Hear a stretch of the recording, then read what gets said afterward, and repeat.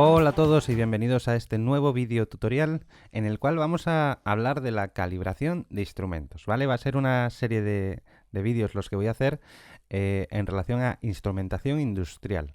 El primer vídeo era el de introducción a la instrumentación y el segundo vídeo que estoy haciendo ahora mismo es el de calibración de instrumentos, ¿vale?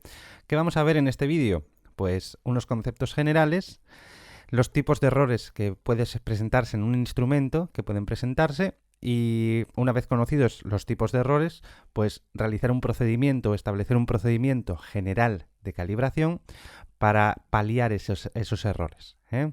A partir de ahí, bueno, pues calibración de instrumentos con sistemas de palancas y de transmisores inteligentes, ¿eh?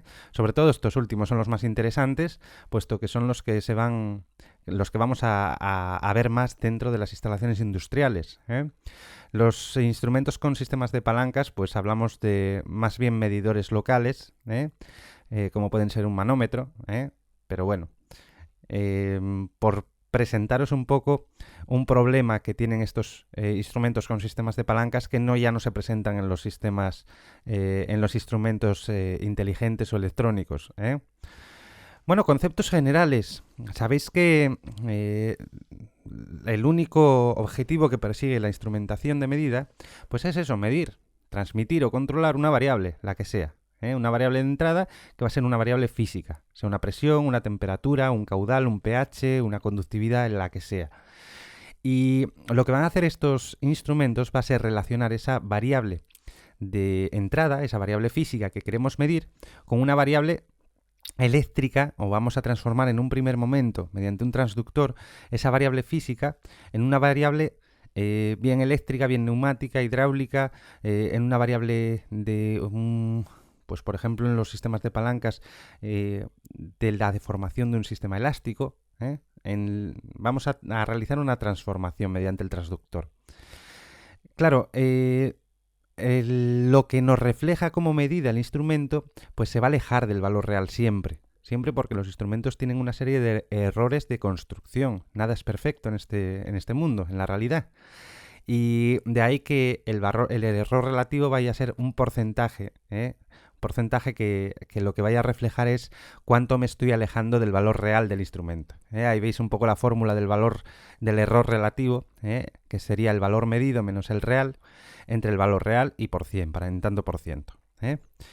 No obstante, y dejando esto al margen, esto va a tener mucho que ver con las incertidumbres en una cadena de medida, pues esos errores que se van presentando innatos a los propios instrumentos o a la propia cadena de medida, pues son errores que van a presentar incertidumbres sobre la medida real o lo que está pasando realmente en el proceso, ¿eh? No obstante, eso lo dejaremos para vídeos posteriores. Ahora nos vamos a quedar con lo que es la calibración de un instrumento. Y entonces para eso tenemos que tener bien claro cómo se organiza un instrumento internamente. Tiene una parte sensora que está en contacto con el proceso, ¿vale? Un sensor. Ese sensor normalmente va a presentar una deformación de algún elemento, es lo más sencillo, o una variación de un elemento, por ejemplo, una resistencia, una variación de esa resistencia con una temperatura, por ejemplo. Bueno, el tipo que sea de sensor. Y ese sensor normalmente en los instrumentos actuales lo que va a estar es intercalado o integrado en un sistema, en un circuito de medida. Puede ser un puente de Wheatstone, por ejemplo, y eso es lo que va a conformar la etapa de entrada, ¿vale? Esa etapa de entrada es la primera que se ajustaría a la hora de realizar una calibración. Si esa etapa no se toca, lo que se está haciendo es un ajuste del instrumento.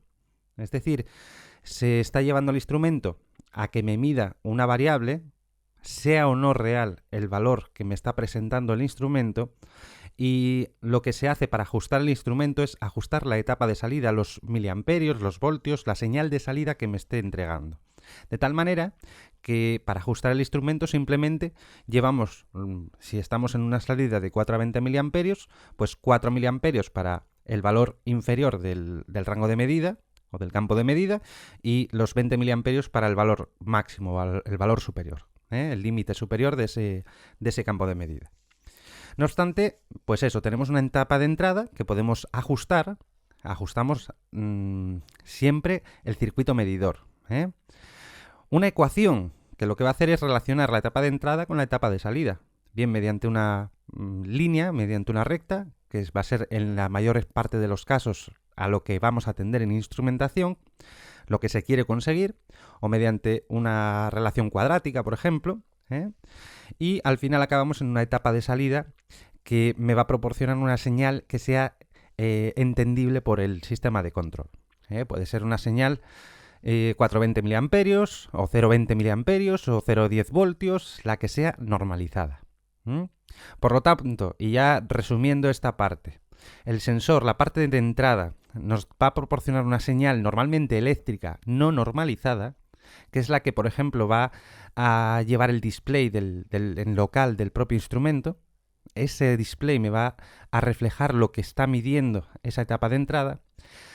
Una ecuación que relaciona etapa de entrada y etapa de salida, y una etapa de salida con señales normalizadas, para que cualquier elemento del sistema de control, cualquier controlador al que se lleva esa señal, pues sea capaz de entenderla, por ser normalizada.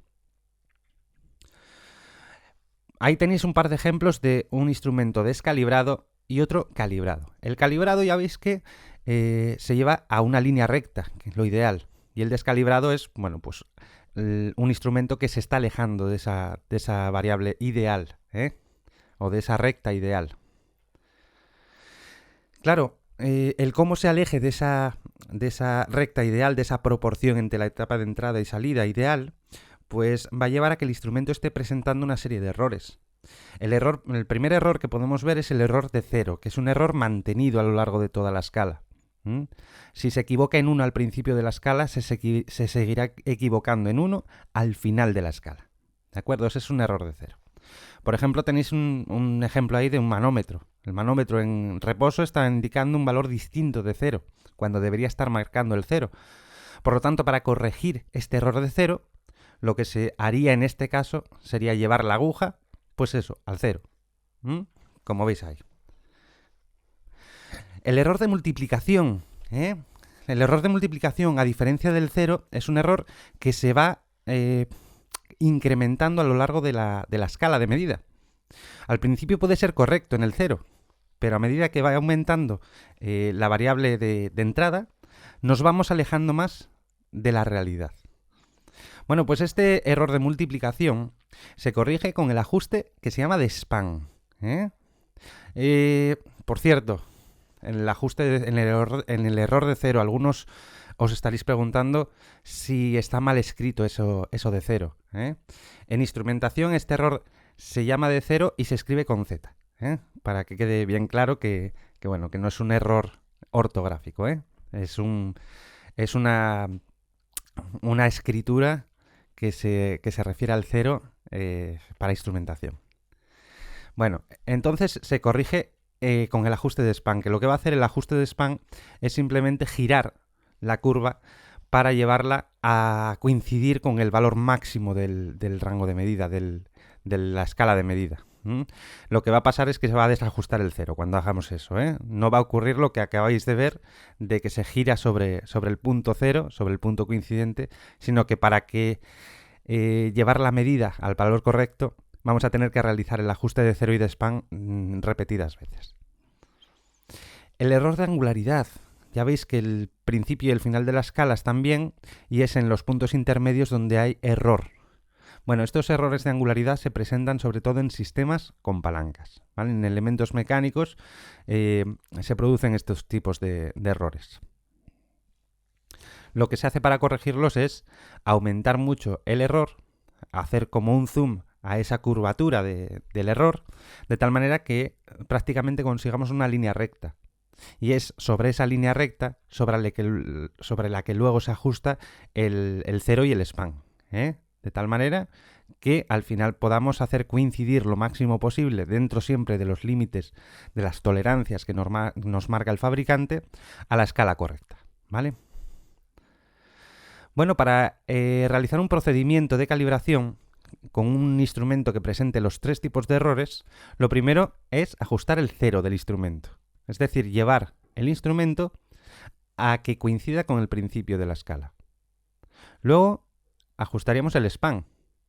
Al ajustar el span y hacer coincidir el final de la escala con nuestro instrumento, lo que se va a producir es un desajuste del cero. Por lo tanto, se va ajustando una y otra vez cero y span, hasta conseguir que el principio y el final de la escala coincidan. Por lo tanto, en este caso, nos quedaría solo por corregir el ajuste del error de angularidad.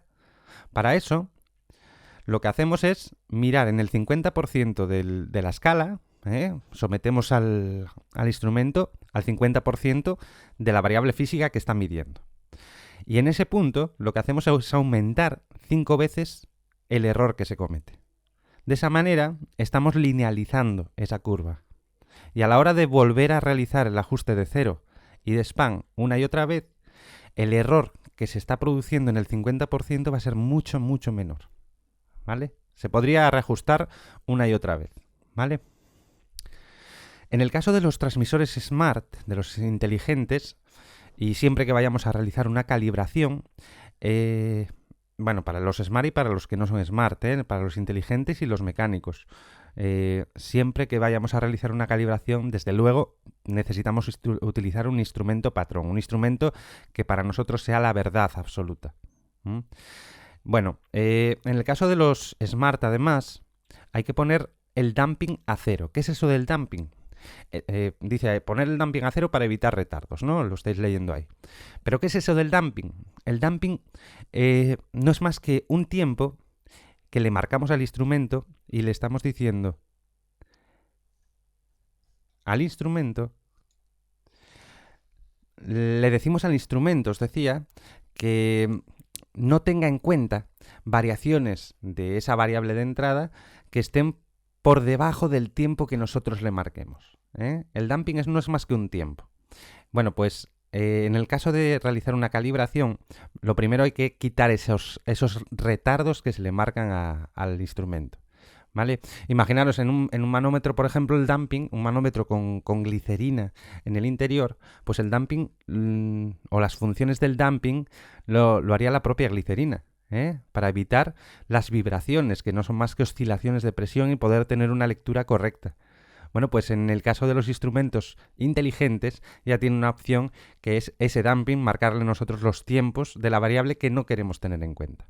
Por lo tanto, cuando tenemos un instrumento funcionando con damping, pues iría la variable real primero y la variable medida por otro. Veríamos la variable medida con retardo. Eso no interesa a la hora de calibrar, por lo tanto le quitamos el damping y así vemos en tiempo real, sin retardo ninguno, el valor de la medida, ¿vale? Bueno, luego los ajustes de cero y span. Ajustes de cero y span, ahí tenéis un ejemplo un poco más claro de lo que es un ajuste de cero, un error de cero y un error de multiplicación. Y pues con un reloj. Un error de cero es que siempre, pues si el reloj está adelantado 5 minutos, siempre va a estar adelantado 5 minutos, sea la hora del día que sea. Y un error de span es que si al principio estaba retrasado o adelantado 2 minutos, dentro de una hora lo estará 5 minutos y dentro de 10 horas, pues igual hay media hora de retraso del reloj. Eso es el error de multiplicación.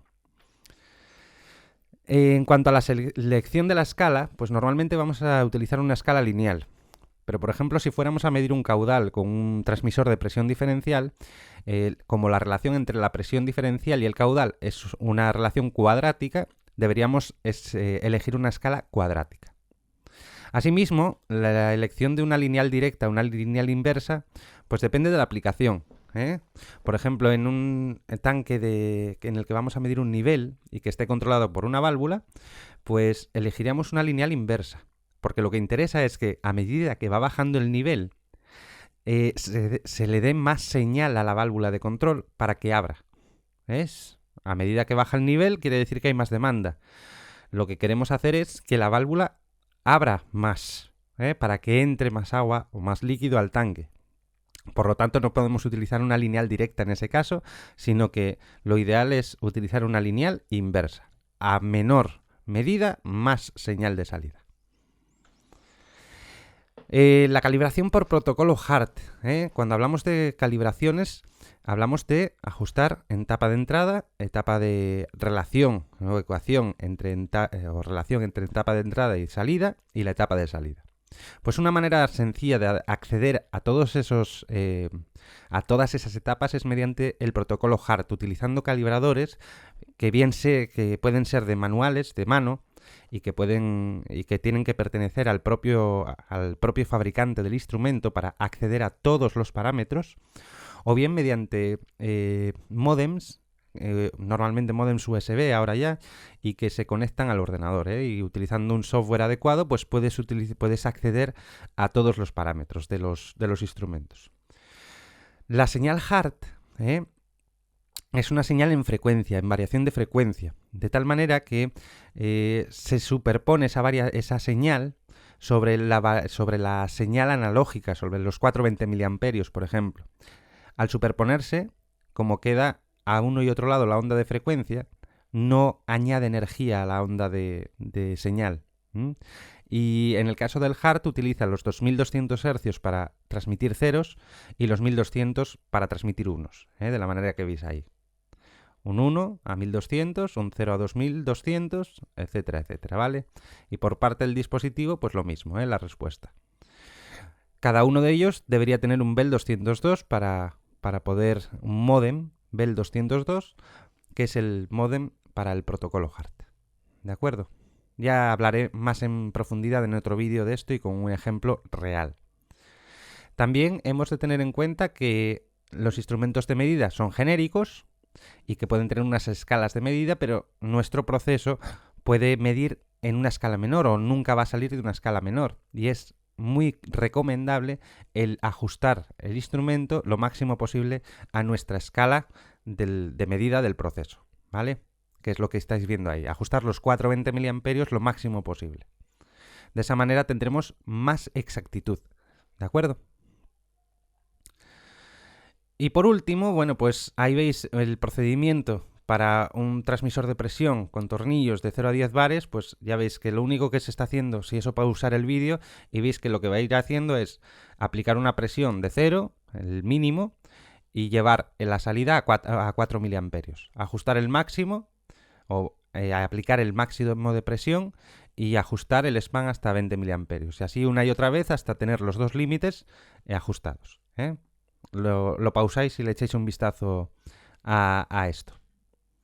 Y la calibración de instrumentos con sistemas de palancas, pues bueno, el ajuste de 0 es bien llevar la aguja mediante un tornillo micrométrico o manualmente al 0 de medida. Y el ajuste de span es cambiar la longitud o el ángulo de las palancas que forman parte del sistema de medida. De esa manera la aguja se va a mover con la misma variación de la variable de entrada, pues se va a mover más o menos, simplemente. Y aquí tenéis un ejemplo de angularidad, de angularidad, pues el error de angularidad puede ser negativo, como es este caso, positivo, como es el segundo caso, puede ser positivo y negativo o negativo y positivo, ¿vale? Puedo tener diferentes tipos de errores de angularidad.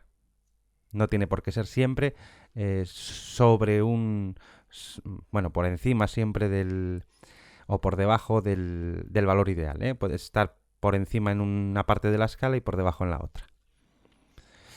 Y de esta parte ya para acabar, pues deciros que los medidores, los transmisores inteligentes suelen tener un panel de control, un panel local, del cual se pueden realizar diferentes ajustes, sobre todo el ajuste de la salida. No se puede realizar la calibración del instrumento, pero sí el ajuste de la salida. Los miliamperios, en este caso, de salida. Y para eso, pues, tenemos un panel local. ¿De acuerdo? Bueno, siempre hay que leer las instrucciones y en instrumentación siempre vamos a tener que leer lo que dice el fabricante. Bueno, y esto es todo de momento, ¿vale? Un vídeo cortito. Las aclaraciones han sido pues más o menos rápidas, pero son conceptos bastante sencillos de entender. Cualquier aclaración que necesitéis sobre cualquiera de los conceptos explicados, pues no dudéis en ponerlas en comentarios, ¿vale? Venga, pues un saludo y hasta el próximo vídeo tutorial.